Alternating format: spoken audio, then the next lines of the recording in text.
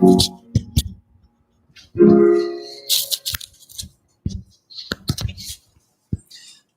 하나님의 말씀은 신약성경 마태복음 2장 13절부터 23절까지 말씀입니다. 마태복음 신약성경 마태복음 2장 13절부터 23절.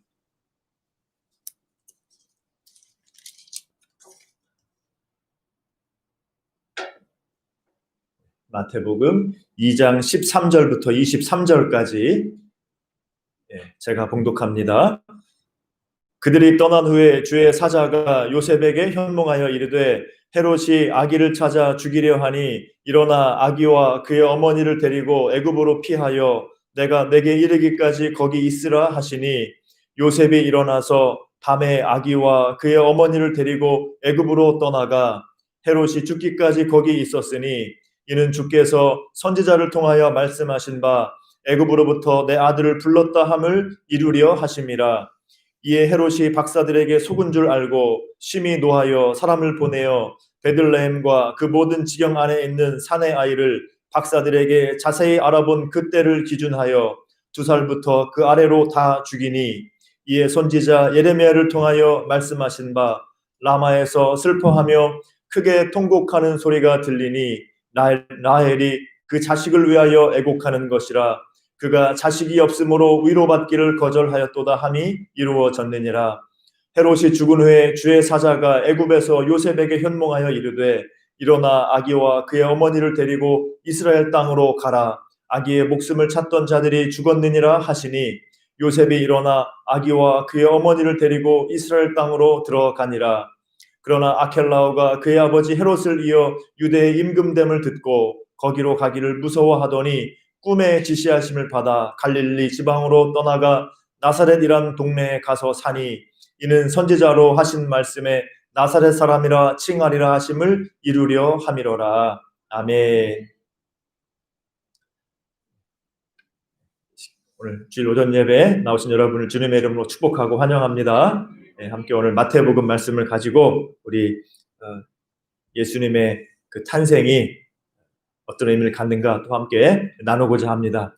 성경의 앞부분 우리 창세기 출애굽기를 보면은 하나님께서 타락한 인류 가운데서 자기 백성을 불러내서 세우시죠. 제일 먼저 부르시는 게 이제 아브라함을 불러서 이제 하나님의 그 구속사의 이제 시작이 이루어지게 하시는데 아브라함을 부르시고 또 그 다음에 이제 그 은혜가 아들 이삭에게 그 다음에 야곱에게 이렇게 이어지죠. 이렇게 이어지던 이제 하나님의 은혜가 한 민족으로 확장하게 되죠. 하나님께서 자기 백성을 세우시는 게 이 한 사람, 한 가족에게서 한 민족으로 이렇게 확대됩니다. 그 출발점이 되는 사건이 뭐냐면은 이 아브라함의 후손 야곱의 가문, 야곱의 가정 한 70여 명이 이집트로 내려간 사건이에요. 요 일을 통해서 이제 하나님의 이 구속의 역사가 그 하나님의 백성을 세우신 역사가 한 민족으로 확대가 되는 겁니다. 저 애굽에 먼저 간 사람이 누구예요? 야곱의 가족 중에서 요셉이 가죠. 요셉.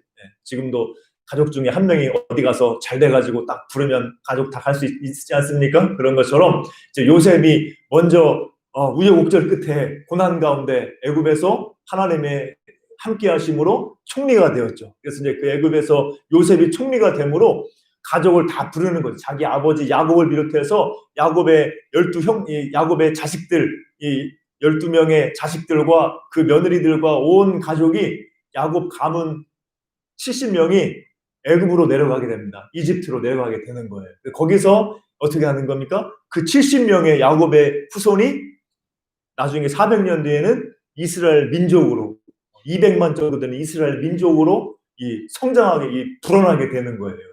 이게 이제 이 구약에 나오는 출애굽에 있는 그 역사인데, 자, 이스라엘 민족이 이제 큰 민족으로 성장하니까 이제 어떤 일이 벌어집니까? 애굽의 왕조가 바뀌면서 이 새로운 왕조, 새로운 왕은 요셉을 몰라요. 요셉도 모르고 이스라엘도 모르고 그런 상태에서 이제 이스라엘 민족이 막 번성하니까 위협을 느끼는 거죠. 지금도 호주 바로 옆에 있는 인도네시아가 인구가 엄청 많잖아요. 호주 사람들이 제일 무서워하는 게 인도네시아 사람들이에요. 인도네시아가 워낙 인구가 많으니까 호주는 인구가 적고 이렇게 이제 인구가 큰 두려움의 대상 아닙니까? 그래서 이때 이 애굽의 바로 왕도 이스라엘 민족이 막 한 200만으로 막 번성을 하니까 두려워서 그들을 안 되겠다. 초장부터 그냥 눌러야 되겠다 해가지고 이스라엘 백성을 노예로 삼는 거죠. 노예로. 요셉을 알지 못하는 왕이 새로 왕이 되니까 이스라엘 민족을 노예로 삼아가지고 그때부터 이스라엘 민족이 애굽에서 노예 민족으로, 애굽에서 그냥 중노동하는 그런 민족으로 고통을 당하게 되는 거죠. 자, 근데 그때 이제 하나님께서 자기 백성 이스라엘의 고통을 아시는 거죠. 아브라함의 후손, 또 자기 언약 백성인 이 자기 백성인 이스라엘을 돌보셔서 누가 나게 하십니까? 이스라엘의 출애굽의 시작이 누구예요? 모세의 탄생이죠. 모세의 출생. 그 이스라엘 앞서 봤던 이스라엘 가운데서 모세가 나게 하시는 거예요. 그리고 남자아이는 다 죽이는 이런 이 바로 왕의 그런 이 명령 가운데서도 모세를 살려내죠.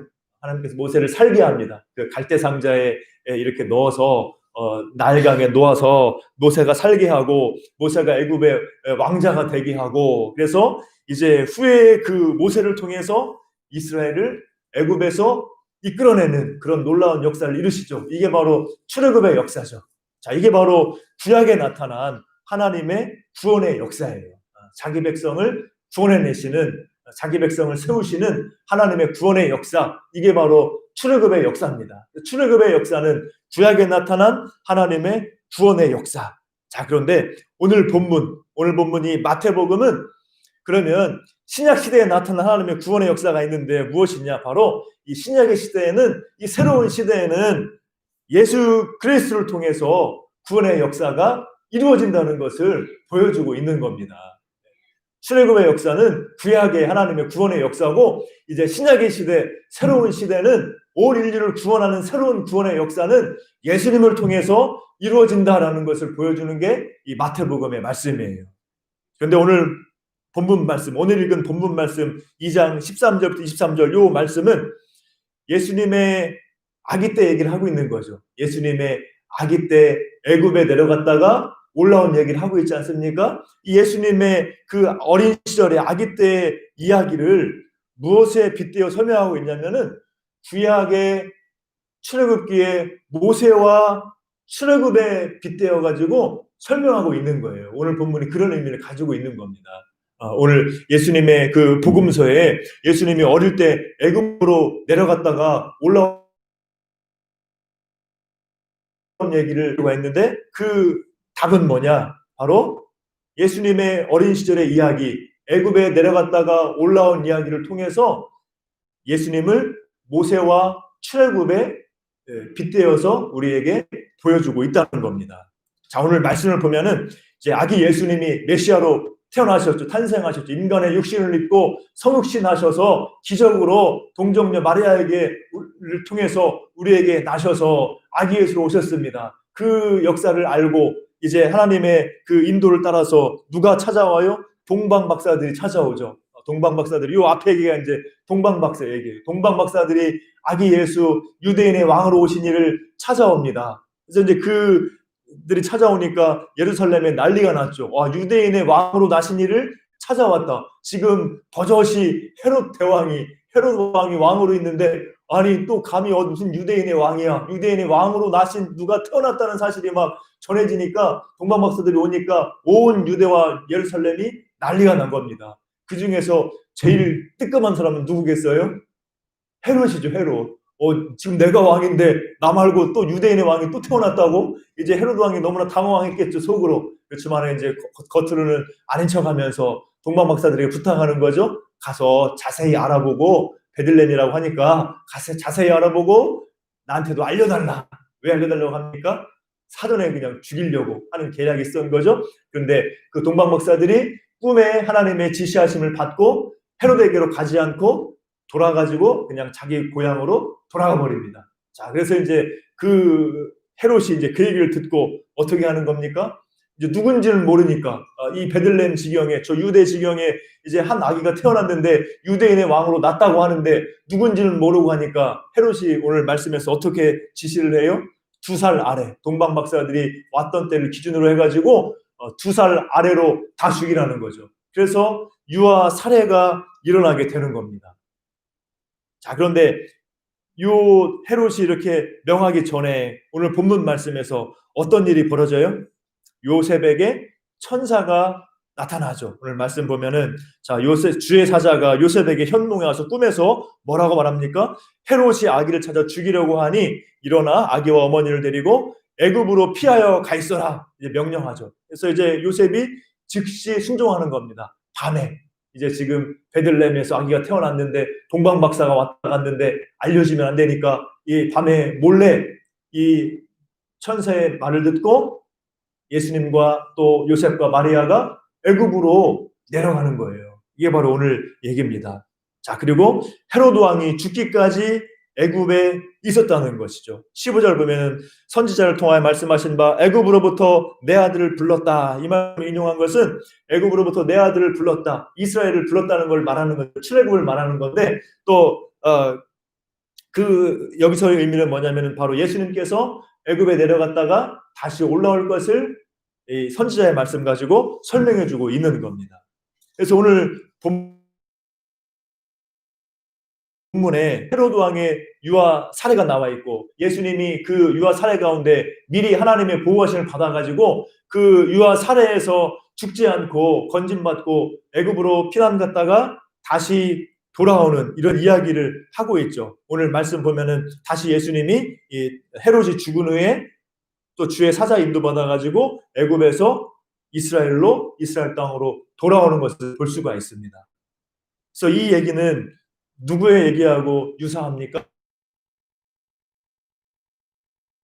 바로 예수님을 모세에 빗대어서 설명하고 있는 겁니다. 모세도 바로 왕의 유아 사례가 가운데서 건진받았죠. 바로 왕이 이스라엘 민족이 번성하니까 이스라엘 중에 남자아이는 다 죽여라. 이게 바로 왕의 잖아요. 그래서 이 바로 왕의 유아 사례 가운데서 그 어머니 요게벳이 이 모세를 건지잖아요. 모세를 갈대상자에 넣어서 나일강에 띄웠는데 하나님의 놀라운 섭리와 인도로 그 아기를 누가 발견해요? 애굽의 공주가 바로의 딸이 발견해가지고 그 모세가 왕궁에서 크게 되는 거 아닙니까? 이 모세가 바로의 유아 사례에서 건진받은 것처럼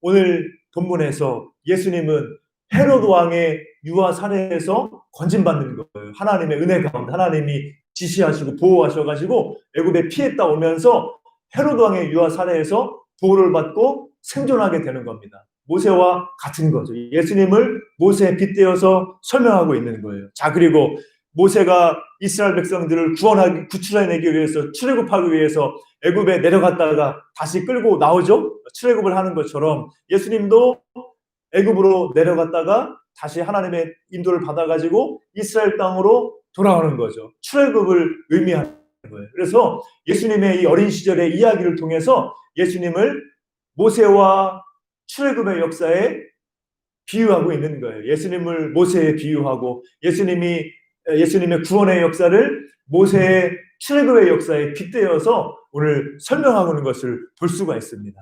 왜 이렇게 했을까요? 자, 왜 이렇게 마태복음에서 예수님의 어린 시절의 이야기를 가지고 예수님이 애굽에 내려갔다가 올라온 이야기, 헤로드 왕의 사례를 피했다가 보호받고 돌아온 이야기를 하는 것은 뭐냐면은 바로 마태복음의 이 복음서의 말씀을 처음 받은 사람들이 대부분 유대인들이었기 때문이에요. 이 마태복음은 모든 사람에게 주신 말씀이지만은 처음 받은 수신자는 주로 유대인인 그리스도인들에게 주셨던 말씀이라고 추정이 돼요. 그래서 자, 유대인들은 누구를 존경합니까? 유대인들은 모세를 존경하죠. 모세의 법을 따르고 율법을 생명같이 따르고 또 모세를 존경하고 숭상하는 것, 우러러보는 거죠. 자, 그런 유대인들에게 마태복음에서는 뭐라고 말하고 있는 겁니까?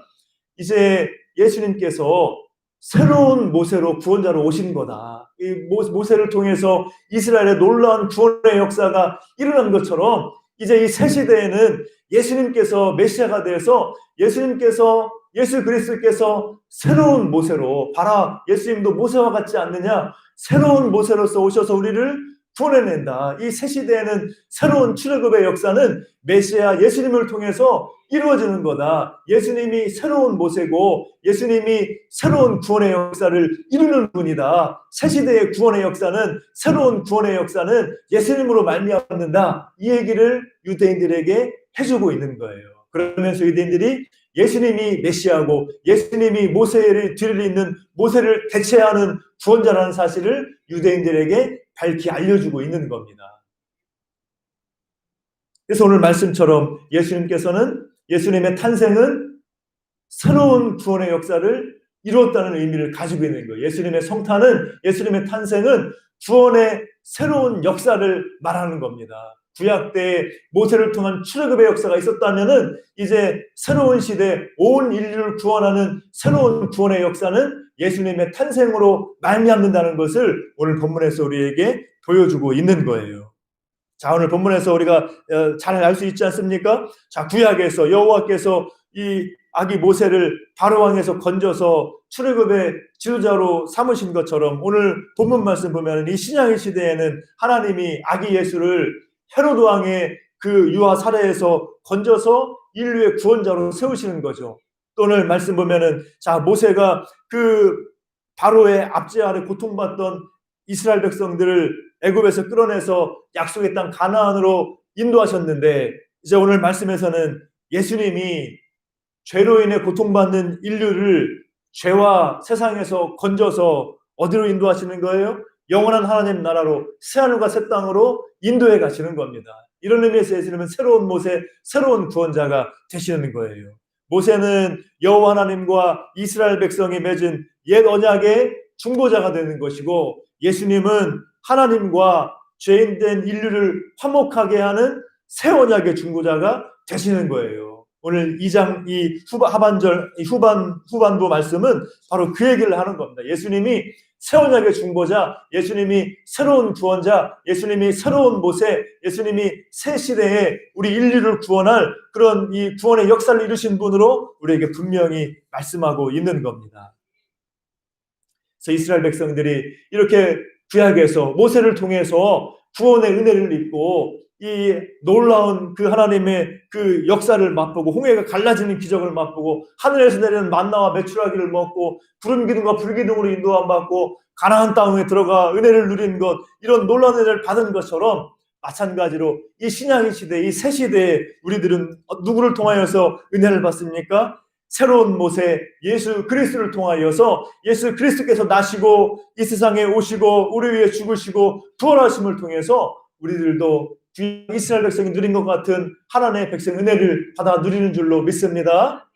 이게 바로 우리가 누리는 은혜예요. 이 새로운 시대, 새로운 구원자로 오신 예수님께서 우리를 구원하심으로 말미암아서 우리가 생명과 부활의 영광을 은혜를 우리가 받아 누리면서 살아가는 겁니다. 모세 때 이스라엘의 구원의 역사, 더욱 놀라운 새 역사가 우리 가운데 이루어진 것, 이것이 바로 예수님의 성탄과 예수님의 십자가와 부활의 은혜인 줄로 믿습니다. 우리가 이런 구원의 은혜를 받은 거예요. 또 이스라엘 백성들이 하나님의 백성에 대해서 되어서 광야를 지나서 가나안 땅에 들어간 것처럼 우리들도 하나님의 은혜와 인도를 받고 영원한 하나님 나라 새하늘과 새 땅의 소망 가운데 살아가는 줄로 믿습니다. 우리가 이런 구원의 은혜를 받은 겁니다. 우리는 이 믿음으로 사는 거예요. 우리가 이제 새로운 모세, 이 새 시대의 구원자 예수님을 통하여서 구원받았는데 우리가 어떤 믿음의 삶을 살 것이냐, 우리 구약의 이스라엘 백성의 그 광야의 삶, 그들의 삶에서 우리가 교훈을 받을 수가 있어요. 이스라엘 백성들은 그렇게 구원의 은혜를 받았지만은 결국은 실패하고 말았죠. 광야에서도 실패하고 그 광야 세대는 모두 죽임을 당하고 이 세대만 가나안 땅에 들어갔고 가나안 땅에 또 들어가 은혜를 누리다가도 또 그 세대도 또 나중에는 하나님을 알지 못하고 우상 숭배하고 멸망하는 길로 갔습니다. 우리가 거기서 교훈을 받아야 돼요. 이스라엘 백성들이 하나님의 백성으로 구원받았지만은 실패했는데 우리는 그들의 실패를 교훈 삼아서 그들의 광야의 삶, 가나안의 삶에서 우리가 교훈을 받고 어떻게 살까 우리가 생각해야 될 줄로 믿습니다. 자, 이스라엘이 노예 상태에서 건진받은 것처럼 우리들도 죄와 죽음에서 권세에서 구원받았죠. 이스라엘이 바로 왕의 노예 상태에서 구원받은 것처럼 우리들도 마귀 권세에서, 죄와 죽음의 권세에서 구원받은 거예요. 우리가 그 은혜를 믿고 감사하며 걸어가는 겁니다. 우리 힘으로 사는 것이 아니라 우리를 구원하신 주님의 은혜 가운데 예수님 안에서 우리가 예수님의 의로 우리가 의로움 받았다는 우리가 믿음을 가지고 죄사함과 또 구원의 은혜를 우리가 받아 누리며 걸어가야 될 줄로 믿습니다. 예수님만 바라보고 의지하고 자유하는 거예요. 우리는 예수님 때문에 죄에서 자유하고 예수님 때문에 하나님의 백성으로 승리할 수가 있고 예수님 때문에 우리가 어떤 속박에 얽매이지 않고 죽음도 두려워하지 않고 육신의 죽음을 당해도 다시 우리가 사는 그런 역사를 이룰 줄 믿고 믿음으로 승리하시기를 주님의 이름으로 축복합니다. 자, 또 우리가 어떤 믿음의 삶을 살아야 됩니까? 자, 이스라엘이 출애굽의 역사를 경험하고 구원의 역사를 경험하고 가나안 땅에 들어가기까지 어디를 지났어요? 광야를 지났잖아요. 광야를 지났는데, 자, 광야의 시간을 보낼 때 하나님이 그들을 내버려 두십니까? 그렇지 않죠. 광야가 얼마나 힘들어요. 춥고 배고프고 정말 황량한 땅인데 그 땅을 통과하기까지 하나님이 그들을 지켜주시잖아요. 하나님께서 하늘에서 뭘 내리세요? 만나를 내리시고, 날마다 만나를 내리시고, 가끔씩 메추라기도 내리시고, 하나님께서 이들에게 하늘 양식을 날마다 내리시는 거예요. 광야에서. 얼마나 큰 은혜입니까? 또 그들을 어떻게 인도하세요? 춥고 그 어두운 광야에서 구름 기둥과 불 기둥으로 인도하는 거죠. 낮에 더울 때는 구름 기둥으로, 밤에 추울 때는 불 기둥으로 광야를 지나게 하고, 그 구름 기둥이 떠오르면 이동하면 되고 정착하면 거기에 머물면 되고, 구름 기둥과 불 기둥으로 보호하시고 인도하시는 은혜를 이스라엘 백성이 입은 겁니다. 마찬가지로 우리 새로운 구원의 역사, 새로운 모세, 예수 그리스도를 통하여서 새로운 구원의 역사를 입은 우리들도 지금 광야를 통과하고 있는 겁니다. 이스라엘 백성들이 가나안 땅에 들어가기까지 광야를 지난 것처럼 우리들도 예수님 안에서 이제 저 하나님 나라 새하늘과 새 땅에 이르기까지 우리는 지금 이 시대 광야의 시기를, 우리의 인생길을 걸어가고 있는 거예요. 그래서 우리 이렇게 걸어가는 가운데 하나님께서 우리를 보호하시고 인도하시는 줄로 믿습니다.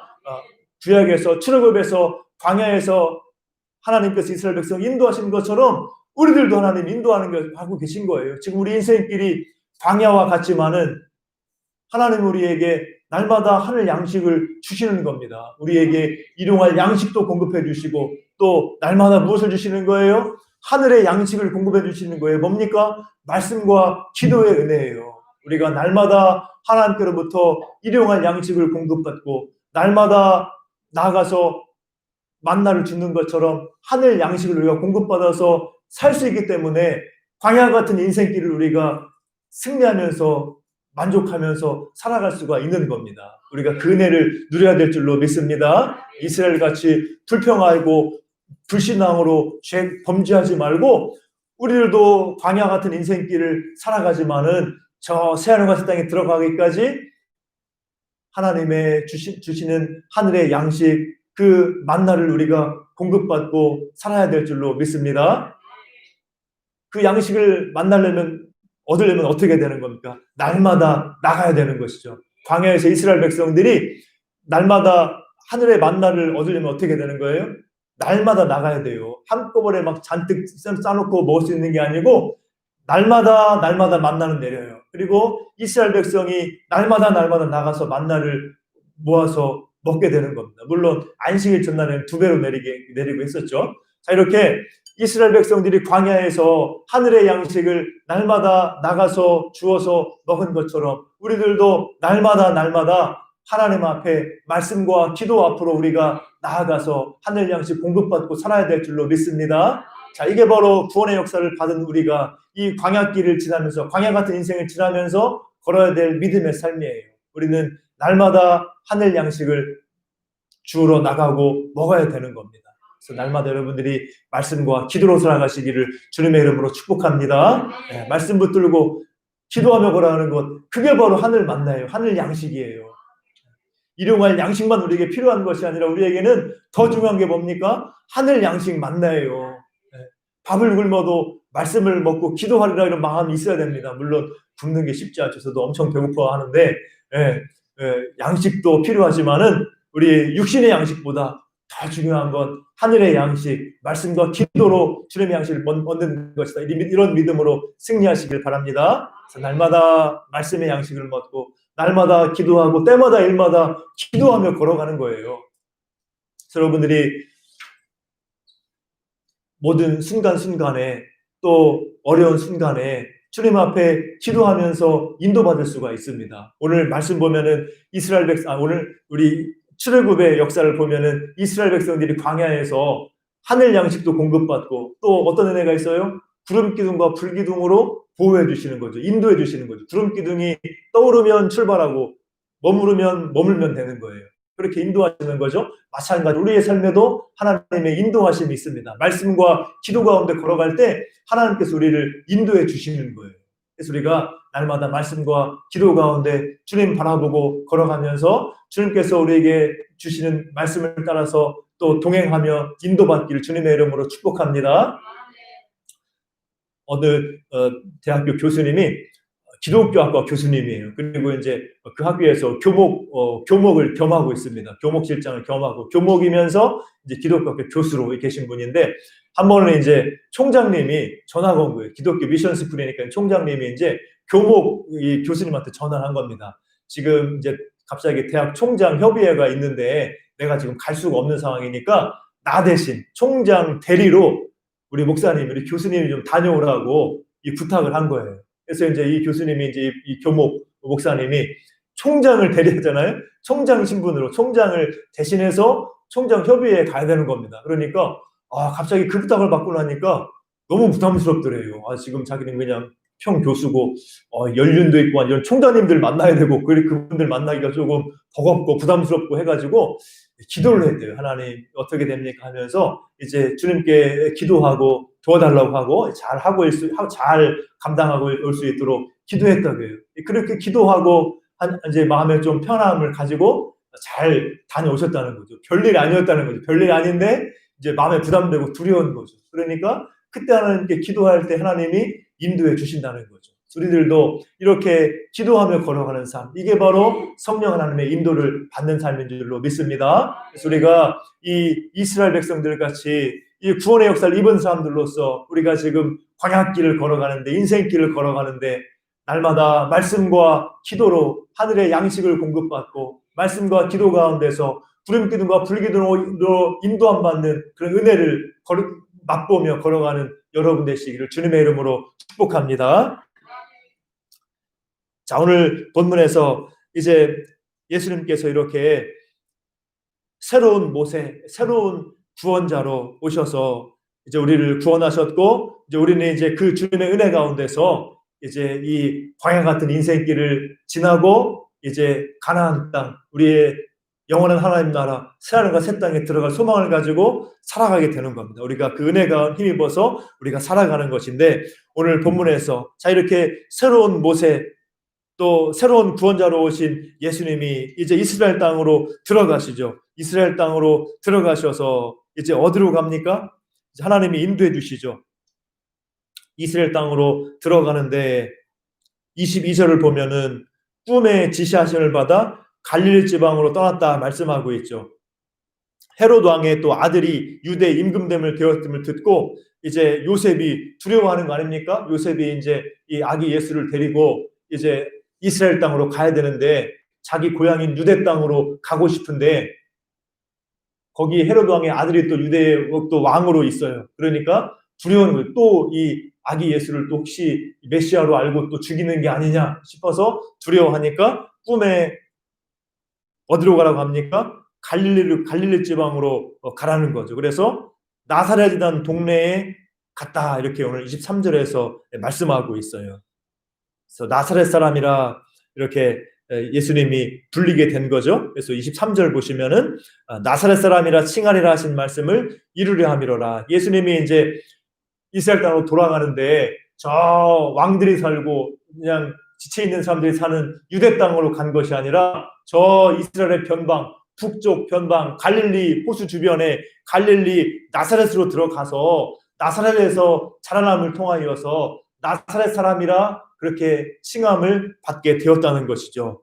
그 말씀이 이루어졌다는 거죠. 자, 그런데 이 선지자의 말씀, 23절에 선지자의 말씀에 나사렛 사람이다 이렇게 말한다고 하는데, 이 구약 선지서에는 나사렛이란 말이 나오지 않습니다. 나사렛 사람이란 말은 안 나오고, 이사야서 같은 선지서에서는 메시아 그리스도를 어떤 사람으로 묘사하고 있어요? 멸시당하는 사람, 멸시받는 사람, 고난받는 종으로 묘사하고 있죠. 자, 그런데 이 나사렛 사람이라는 그 뜻은 뭐냐면은, 당시에 나사렛 사람이라는 말은 멸시받는 사람, 경멸이 여김을 받는 사람, 이런 뜻이었다고 그래요. 나사렛 사람이 가리키는 말은 뭐냐? 멸시받는 사람. 아우, 저 변방, 저 촌놈, 저 멸시받기 합당한 그런 사람, 멸시받는 사람, 이런 의미를 가지고 있는 게 바로 나사렛 사람이라는 의미라는 겁니다. 자, 그런 의미에서 선지자의 말씀이 성취가 되었다는 거예요. 선지자의 말씀에 예수님이 멸시받는 자로, 메시아가 멸시받는 자로, 고난받는 자로 오신다 묘사되었는 것처럼, 예수님께서 어디서 자라나고 어떤 사람이 되셨어요? 나사렛에서 자라나고 나사렛 사람이 된 거예요. 멸시받고 경멸의 계명을 받는 그런 촌놈 취급받는 그런 이 나사렛 사람으로 우리에게 오셨다는 것을 오늘 본문에서 말씀하고 있습니다. 자, 이렇게 새 시대의 모세로 오신 예수님, 이 새로운 구원의 역사를 이루기 위해서 오신 예수님이 어떤 사람이 되었다는 겁니까? 나사렛 사람이 되었다는 거예요. 저 왕궁에 있지 않고, 저 유대 땅에서 아주 번듯하게 살지 않고, 저 이스라엘 변방 북쪽의 갈릴리 나사렛에서 나사렛 사람으로 멸시받고 고난받는 자들과 함께 계셨다고 오늘 본문에서 우리에게 말씀하고 있습니다. 자, 이렇게 예수님께서는 우리의 왕으로 오셨지만은, 이 세상에서는 왕같이 살지 않고 또 귀인같이 살지 않고 나사렛 사람으로 천대받고 멸시받으면서 고난받는 자들과 함께 하시는 그런 예수님이신 줄로 믿습니다. 자, 이런 예수님이 우리와 함께 하시는 거예요. 우리의 왕으로, 새로운 모세로, 구원자로 오셨지만은 멸시받는 자들과 함께, 고난당하는 자들과 함께 계셨던 그런 예수님으로 오셨다. 우리가 이런 믿음을 가지고, 그리고 지금도 그 예수님이 우리와 함께한다, 이 믿음으로 승리하시기를 주님의 이름으로 축복합니다. 하나님이 지금도 우리의 모든 것을 아시고, 우리가 약하고 힘들고 고통당할 때 우리와 함께 하시고 고쳐주시고 인도해 가시는 거예요. 왜냐하면 예수님이 멸시받는 분으로 오셨고, 예수님이 고난당하는 종으로 오셔서, 예수님이 우리의 고통과 고난과 우리의 약함과 어려움을 다 아시기 때문에 우리와 함께 하시고 우리를 도와주시고 우리를 건져주실 수 있는 분이신 줄로 믿습니다. 그래서 그 주님이 우리와 함께 하시는 거예요.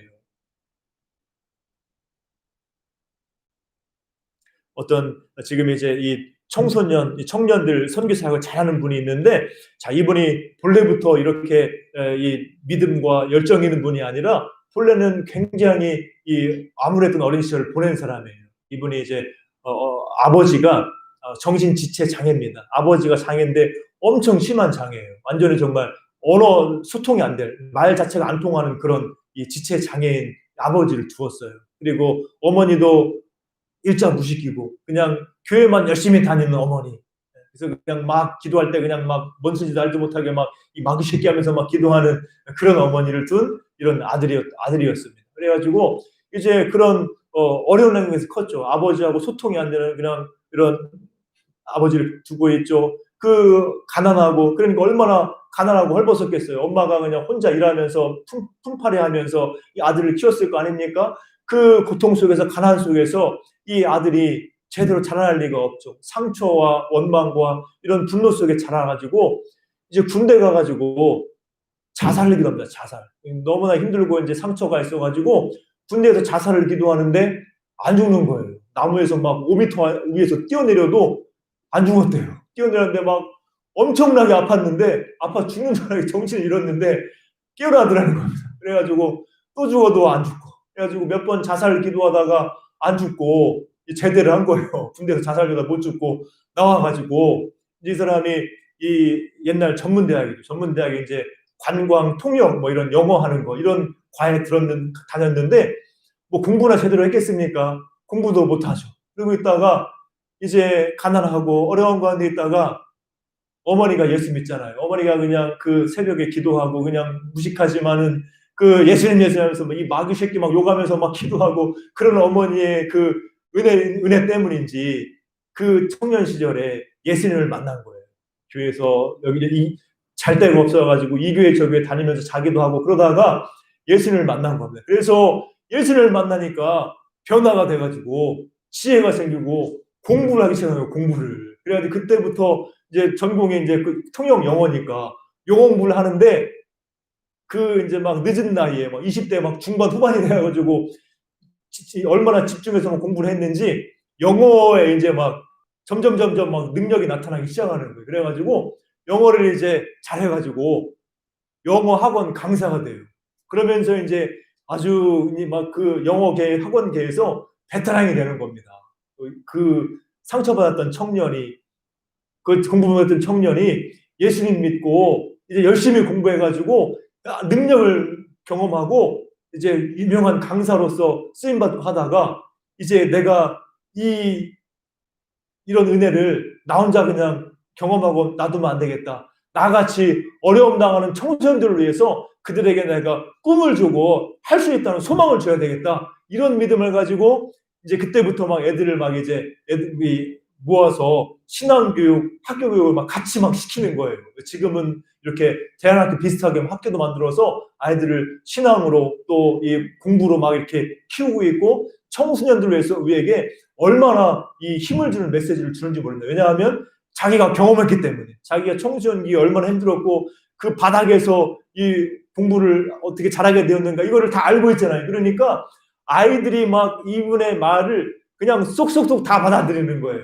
그래가지고 이 청소년들에게 굉장히 좋은 영향을 미치고 있습니다. 자, 이렇게 이 어려운 불우한 환경 가운데서 고통당하던 청년을 하나님이 예수님이 만나주시고 변화시키고 인도해 주신 줄로 믿습니다. 그래서 지금도 우리와 예수님이 함께 하시는 거예요. 나사렛 사람으로 오신 예수님, 나사렛 지방에서 나사렛 사람으로 고난당하고 멸시받는 자들과 함께 선 예수님이 지금도 우리를 도우시고 우리를 고난과 힘든 가운데서 우리를 인도하시고 우리를 붙들어 주실 줄로 믿습니다. 주님 우리를 도와줄 수 있는 분이에요.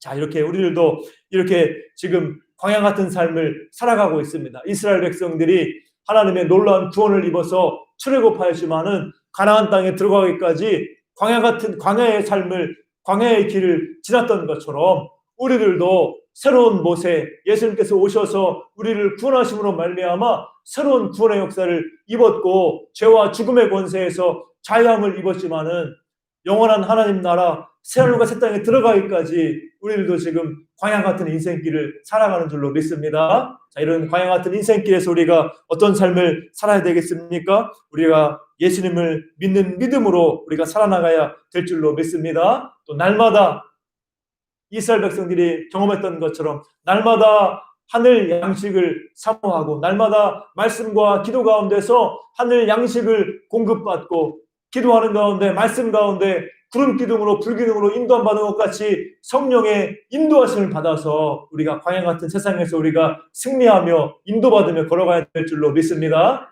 또 우리가 이 광야 같은 인생길을 걸어갈 때 누가 함께 하십니까? 나사렛 예수께서 함께 하시는 줄로 믿습니다. 멸시받는 자로 고난받는 자로 우리와 함께 하신 나사렛 예수, 나사렛 사람 예수님께서 우리와 함께 하셔서 우리를 지키시고 인도하신다. 이런 믿음을 가지고 광야 같은 인생길에서 힘들고 어려울 때마다 예수를 믿고 의지하면서 저 영원한 가나안의 소망, 저 영원한 새하늘과 새 땅의 소망 가지고 승리하며 걸어가시기를 이 성탄의 계절에 축복하고 기도합니다. 기도하겠습니다. 사랑과 은혜가 풍성하신 아버지 하나님 감사합니다. 오늘 말씀을 통하여서 예수님께서 모세를 잇는 모세를 대체하는 새로운 구원자로 새로운 모세로 새 시대의 구원의 역사를 이루시는 분으로 우리에게 오신 줄로 믿습니다. 우리가 예수님의 구원의 은혜를 입어서 죄와 죽음의 권세에서 벗어나고 우리가 영원한 하나님 나라를 바라보며 생명의 삶을 살아가게 됨을 믿고 우리가 감사를 드립니다. 우리가 그러나 저 하늘나라에 저 새하늘과 새 땅에 들어가기까지 이 광야의 길을 광야 같은 인생길을 걸어가는데 우리가 이 구원의 삶을 살아감에 있어서 이스라엘 백성들 같이 우리가 광야에서 은혜를 받아 누리며 걸어갈 수 있도록 인도하여 주시옵소서. 날마다 하늘 양식, 하늘 만나가 내리는 줄 알고 우리가 날마다 나아가서 말씀과 기도로 나아가서 하늘 양식 공급받으며 살아갈 수 있도록 인도하여 주시고, 또 날마다 구름기둥과 불기둥으로 인도받는 기도의 삶을 살게 하셔서 우리가 주님의 도우심과 주님의 보호하심과 인도 가운데 광야 같은 인생길에서 승리할 수 있도록 붙들어 주시고, 힘을 얻을 수 있도록 붙들어 주시고, 또 우리가 나사렛 예수께서 우리와 함께 하심을 믿고 승리하도록 인도하여 주시옵소서. 우리가 광야 같은 고난의 삶을 우리가 이겨내며 주님이 인도하실 영원한 하나님 나라 새하늘과 새 땅의 소망 가지고 승리하도록 붙들어 주시옵소서. 이 성탄의 계절에 우리를 구원하신 예수 그리스도, 우리를 구원하러 오신 나사렛 사람 예수 그리스도를 묵상하며 힘을 얻고 믿음으로 승리할 수 있도록, 이 광야길에 힘을 얻을 수 있도록 역사하시고 인도하여 주시옵소서. 감사하오며 예수님의 이름으로 기도하옵나이다. 아멘. 우리 함께 찬송가 384장